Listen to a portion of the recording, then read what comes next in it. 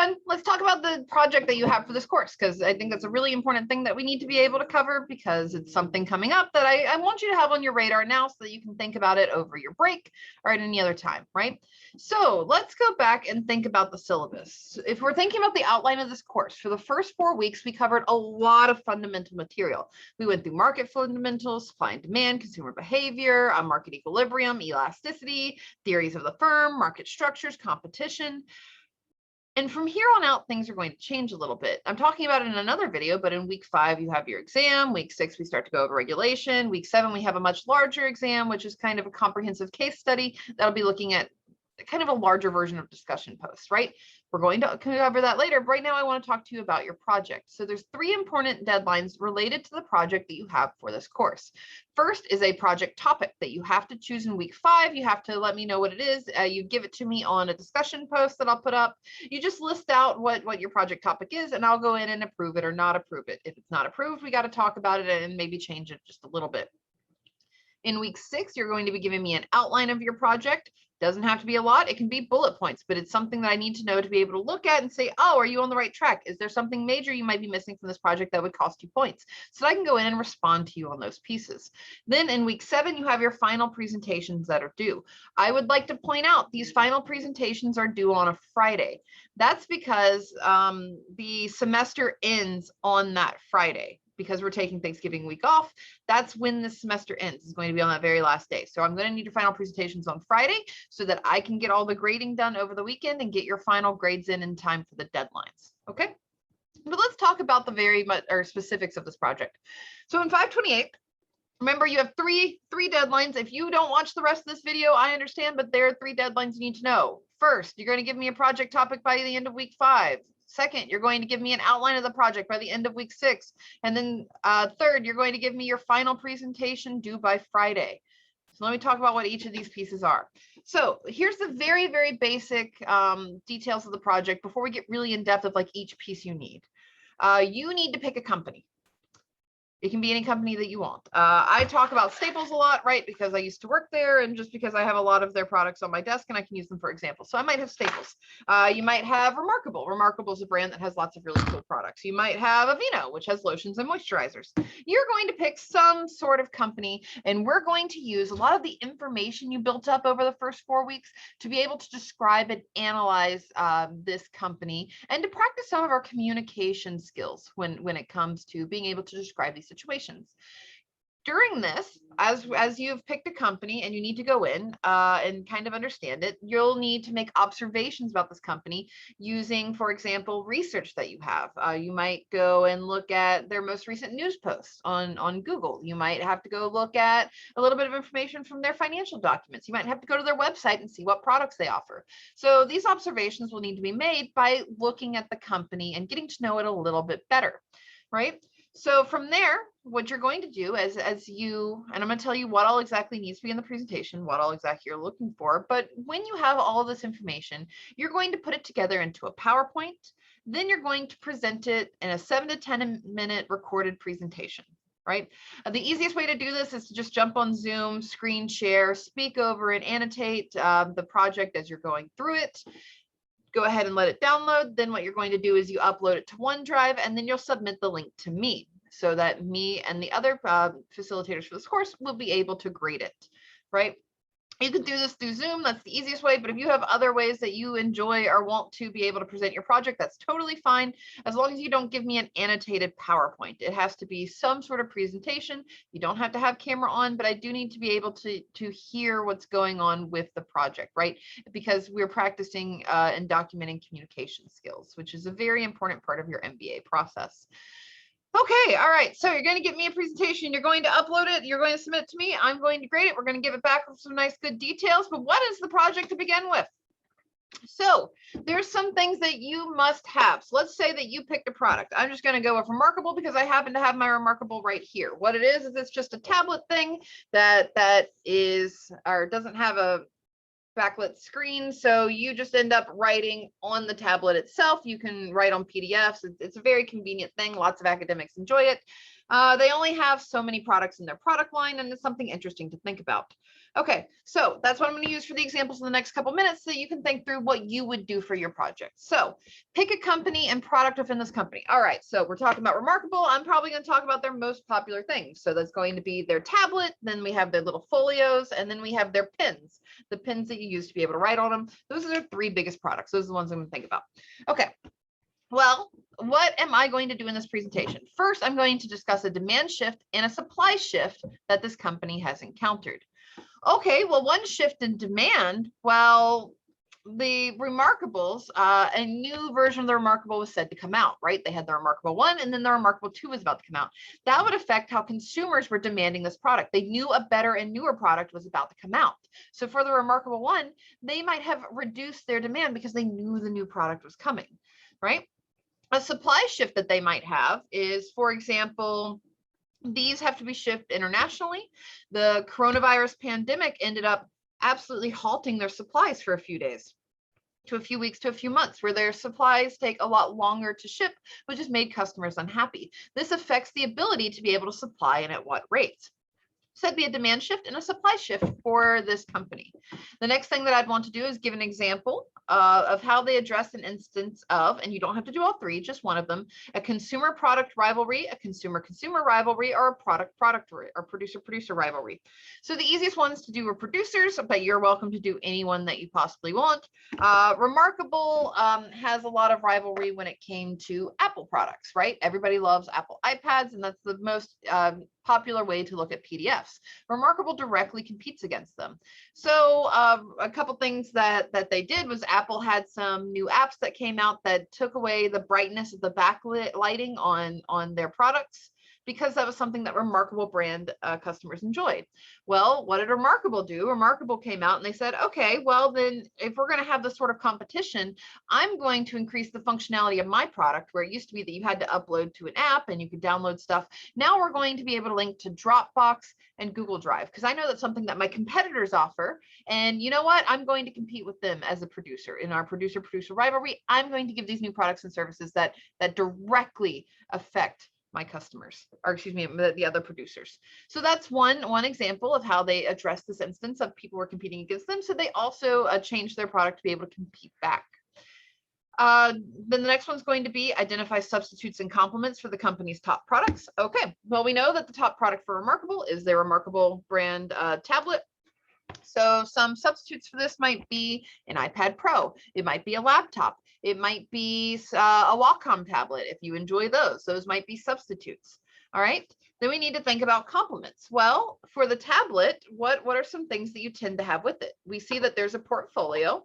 Not only are these made from the company, but other people might make them as well. So that's one complement. You tend to use them together. There's the pens to be able to write on the Remarkable. This is something that would be a complement that tends to be used with the product, and you can have one from Remarkable or you can have one from another company. So these are some of the substitutes and complements for the company's top product, right? Their thing that they're known for is the Remarkable tablet.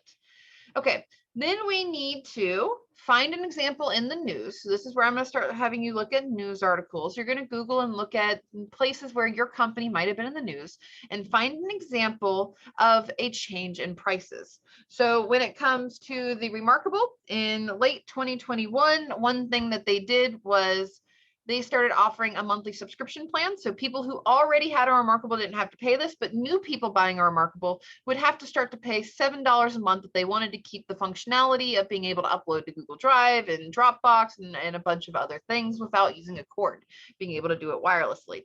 Well, that was a huge change in prices. Well, with that, I need to mention, okay, so the price changed. There's now this new bundle that's expensive every month for people to buy.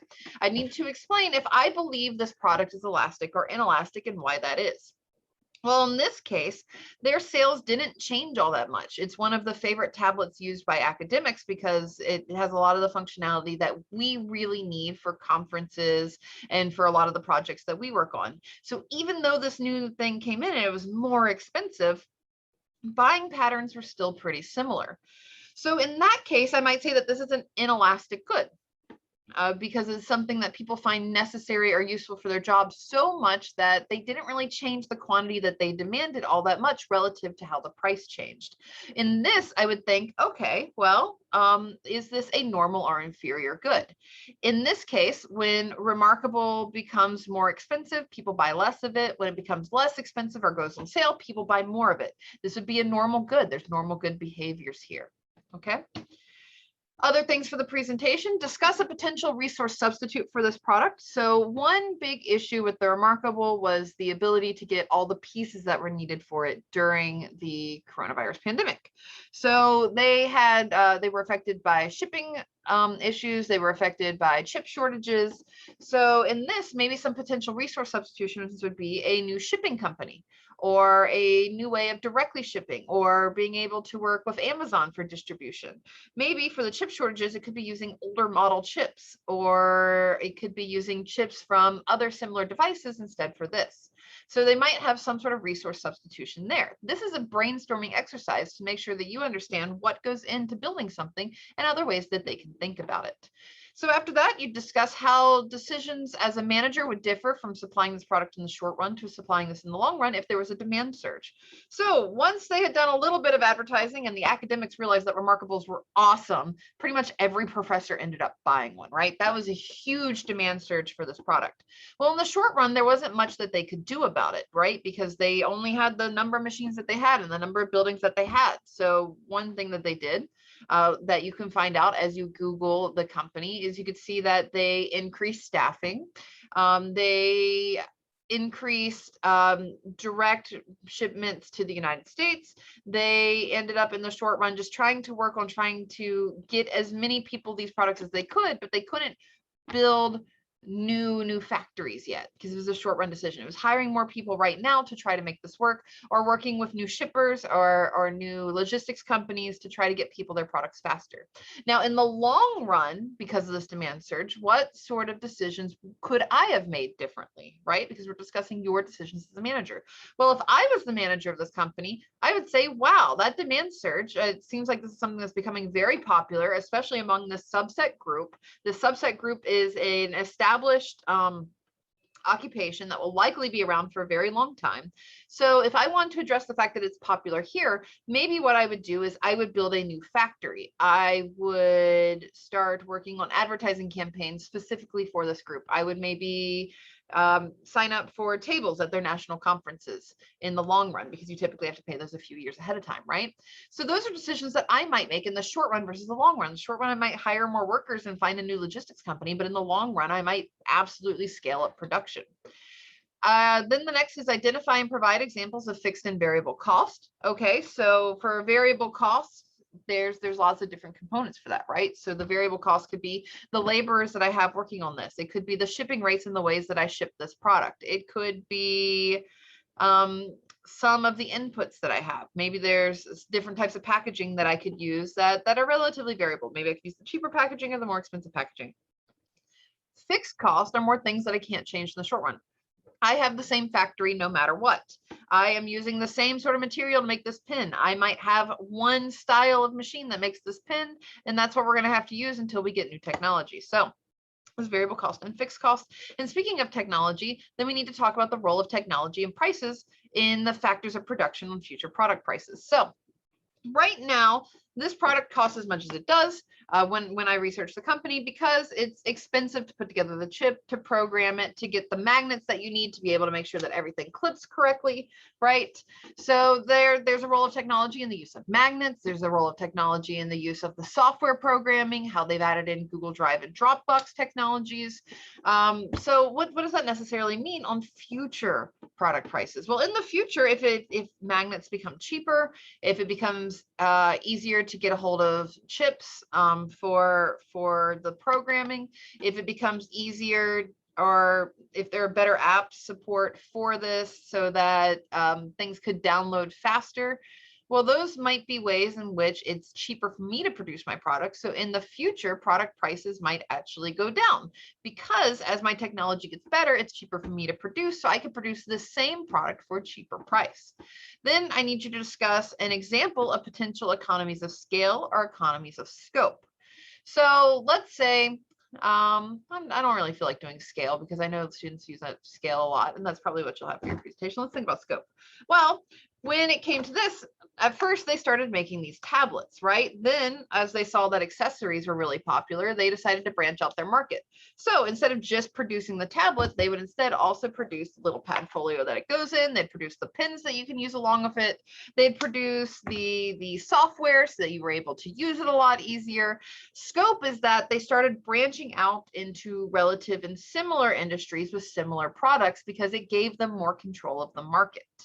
Then we need to think about the market concentration and the type of market. So this is a market for tablets that you can write on PDFs and take notes. So it's a relatively concentrated market. Yes, we do have iPads and Wacom tablets and I guess Amazon Fires, a few other things. But overall, there's only 4 or 5 other companies that directly compete with this product. So it's a relatively concentrated product. Is it a full-on monopoly where this is the only person producing an e-reader that uses e-ink? No. No, we're not a perfect monopoly situation, but we're also not perfectly competitive where there's so many people using this product and producing this product that my company doesn't really matter in the scope of things. Instead, this might be more like an oligopoly where there's only a few providers of this good. And with that, I have now described this product. I would make recommendations for this product moving forward. If I were the manager of this company, I would think about making cheaper subscription plans or giving an option for this, because we did see that some people were upset about the subscription plans, making an option for people to buy a more expensive initial product that comes with long-term servicing so that they don't have to pay a monthly subscription occurrence. So maybe instead of just the $200 version, there could be a $500 version, but you don't pay that monthly subscription fee. That would be a recommendation that I make for this product. Okay, you do not have to present these in the order that I just went through them. You can put them in any order you want on your presentation as long as I can see that information's there. That you are taking a company and you're using your economics knowledge to make an informed analysis of this company and the products that they have. Think about all the parts within this product. So, okay, what do they use? How have they been treated in the news? What might be fixed or variable moving forward? And then coming up with an informed recommendation as you would as a manager, right? So in this, the purpose of this project is using your economics logic to inform your managerial decision making, which is kind of cool. I just think that's kind of neat.